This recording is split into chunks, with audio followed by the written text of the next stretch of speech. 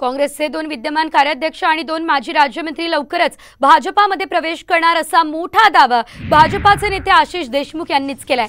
तर देवरा यांच्या प्रवेशानंतर काँग्रेस सोडणाऱ्यांची रांग लागणार असं देखील देशमुख यांनी म्हटलेलं आहे। याशिवाय आपण बघितलेलं याआधी देखील भाजपाकडून मोठ्या घडामोडी घडणार असं वारंवार सांगितलं जात होतं आणि आता देशमुख यांच्या विधानानं राजकीय वर्तुळात एकच खळबळ उडाली आहे, कारण काँग्रेसमधले आणखी मोठे नेते हे भाजपामध्ये प्रवेश करणार आहेत।